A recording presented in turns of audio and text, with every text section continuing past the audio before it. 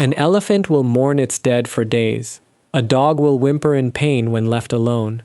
A chimpanzee will scream in distress when separated from its mother. Animals feel grief. They feel fear, joy, and physical pain. Yet, in the entire kingdom of life, across millions of species that inhabit this planet, only one creature sheds tears of emotion. Only we cry when we are broken. Why did evolution design us to leak water from our eyes when our hearts are heavy? Why would a process as ruthless as natural selection preserve a mechanism that makes us vulnerable? The truth is, your tears are not a design flaw. They are the very reason we survived the wild. A dangerous secret. For hundreds of thousands of years, humans lived as prey. We were physically weak. We had no sharp claws, no thick fur, and no venom. Our only hope for survival was each other. In the quiet darkness of the prehistoric night, making a sound when you were hurt was a death sentence. Noise attracted predators. So evolution invented something radical, a silent, chemical distress signal. But to make this signal work, nature forced us to do something terrifying. It forced us to deliberately blind ourselves in front of danger. To understand why we cry, we have to look beneath the surface of the water itself. Because emotional tears contain a secret ingredient, one that physical tears do not. And what it does to our biology is nothing short of astonishing. Your tears are a chemical detox. Almost all animals can produce tears. If dust blows into a horse's eye, its tear glands will activate to wash it away. These are called reflex tears, and they are purely mechanical. They are 98% water, designed to protect the eye's sensitive surface. But when a human cries because they are grieving, stressed, or deeply moved, something else happens. Our brain triggers the lacrimal glands to produce a completely different chemical formula. Emotional tears are much thicker. They contain significantly higher levels of protein, and more importantly, they are packed with active hormones. When you cry under emotional distress, your tears carry away high concentrations of ACTH, the exact hormone that triggers stress in your body. They also contain leucine and enkephalin, a natural, brain-produced painkiller. In other words, emotional crying is a physical extraction of pain. Your body is literally packing up its excess stress hormones and discarding them through your eyes. This is why you feel a strange, quiet relief after a deep sob. Your body has chemically cleansed itself. Crying physically extracts your pain and throws it out of your body. But that raises a darker question. If tears are just an internal cleanse, why did evolution paint them so visibly across our faces? The silent flare, evolutionary signaling. Imagine being an early human hunting in the thick brush of the ancient world. You are injured, terrified, or exhausted. If you scream for help, you might alert a saber-toothed cat or a rival tribe nearby. This is where the silent beacon of the tear comes in. A tear is a physical signal that can only be read from a few feet away. It is an intimate, high-definition distress flare. When tears pool in our eyes and roll down our cheeks, they send an immediate, unmistakable message to those closest to us. I am helpless. I need you. Because this signal is silent, it allowed our ancestors to call for help and comfort without exposing their camp to danger. It was a secret language of survival, shared only within the safety of the tribe. But there is a paradox here. To make this signal work, we had to sacrifice something incredibly dangerous in the wild. We had to give up our sight. The vulnerability hack, the blur of trust.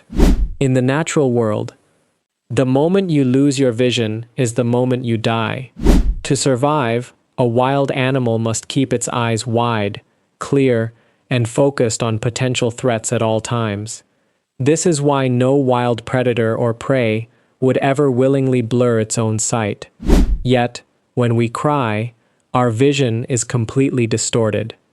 The world around us dissolves into a wash of soft colors and shapes. We are, for a few moments, entirely defenseless. And that is precisely the point. By crying, you are telling the person standing in front of you, "I trust you so much that I am willing to blind myself in your presence." It is the ultimate biological gesture of submission and trust. When we see someone's vision blur with tears, our brains release oxytocin, the hormone of empathy and bonding. Our natural defensive instincts drop, and our nurturing instincts take over. Tears hack the human brain. They force us to put down our guards and connect. But if this system is so powerful, why did it only happen to us? What split us from our closest evolutionary relatives? The cognitive gap, the Chimpanzee Riddle. We share 98% of our DNA with chimpanzees. We share complex social hierarchies, tools, and emotional lives. Chimpanzee infants will scream and make distressed facial expressions when they lose their mothers, but their eyes remain dry. Why did our paths diverge? It happened during the cognitive revolution, the moment humans began to develop complex, abstract thoughts. As our brains grew larger, our social groups became larger and more complicated. We could no longer rely solely on physical dominance or simple vocalizations to keep the peace. We needed a way to build deep, empathetic alliances. Our ancestors began to look at each other's eyes. Human eyes are unique. Unlike other primates, we have a highly visible white area surrounding our irises, called the sclera. This white backdrop makes it incredibly easy to see exactly where someone is looking, and to see when a single tear begins to form. Our eyes evolved to be red. Tears became the physical bridge that spanned the gap between two separate minds. They allowed us to feel another person's pain as if it were our own. And there was one specific place where this bridge was forged. A place where our relationship with tears changed forever. The Campfire Connection, where tears caught the light. For over 300,000 years, the campfire was the center of human existence. It was the only patch of light in a massive, hostile world of shadows. Every night, our ancestors gathered around the flames. They did not just cook, they told stories. They shared their fears, their grief, and their losses. In the dim, flickering light of the fire, a tear is highly reflective. It sparkles, drawing the eyes of everyone in the circle to the person who is hurting. The firelight acted as an amplifier for our quietest distress signal. When one person wept, the entire circle saw it. In that shared warmth, the tribe did not see weakness. They saw a shared humanity. They realized that the pain of one was the pain of all. Crying did not make our ancestors weak. It made them unbreakable.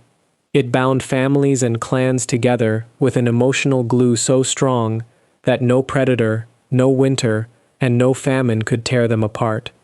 The takeaway.